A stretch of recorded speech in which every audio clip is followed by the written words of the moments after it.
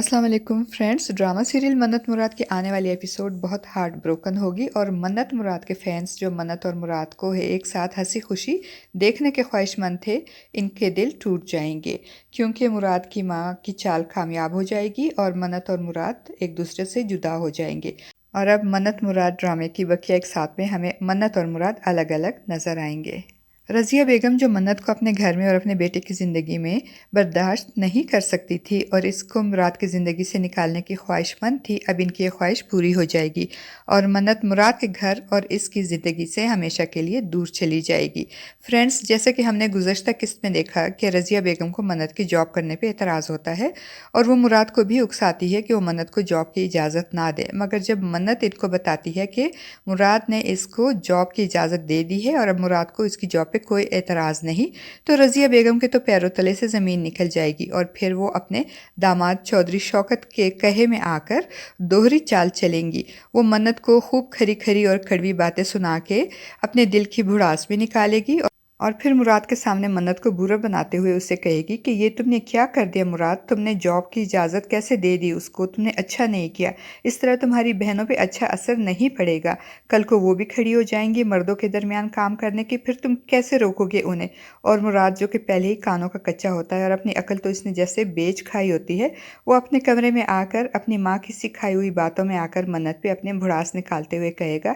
کہ تمہارا مسئلہ کیا ہے آخر، کچھ اندازہ بھی ہے تمہیں کہ تمہاری ان سٹوپڈ باتوں کی وجہ سے میری بہنوں پہ کیا اثر پڑ رہا ہے۔ آزادی آزادی آزادی، کتنی آزادی چاہیے تمہیں، کس چیز کی پابندی ہے تمہیں، نہ تمہارے کھانے پینے پہ اور نہ ہی تمہارے باہر جانے پہ کوئی پابندی ہے۔ آج صاف صاف بتا ہی دو منت، مجھے تو لگتا ہے یہی ہے کہ اب تمہیں ہمارا یہ رشتہ بوجھ لگنے لگا ہے۔ اور منت بیچاری حیرت سے آنسو بھری آنکھوں سے مراد کی باتیں سن رہی ہوگی اور سمجھنے کی کوشش کرے گی کہ یہ مراد آخر کہہ کیا رہا ہے، اور پھر جب مراد کی باتیں اس کی سمجھ میں آ جائیں گی تو اسے بھی شدید غصہ آئے گا اور وہ مراد کی ماں کے پاس جا کر ان سے کہے گی کہ آنٹی آخر آپ کیوں ہماری زندگی میں مداخلت کر رہی ہیں، کیوں آپ نے اپنے بیٹے کو میرے خلاف جھوٹ بول کر اس سے مجھ سے لڑنے کے لیے بھیج دیا۔ ابھی وہ یہ باتیں کر ہی رہی ہوگی کہ رضیہ بیگم جب دیکھیں گی کہ مراد آ رہا ہے تو وہ مراد کو آتے دیکھ کر رونے دھونے کا ڈرامہ سٹارٹ کر دیں گی اور منت کے خلاف جھوٹی سچی باتیں نمک مرچ لگا کر مراد کو بتائیں گی۔ تو مراد کو غصہ آ جائے گا اور وہ منت سے کہے گا کہ میری ماں سے معافی مانگو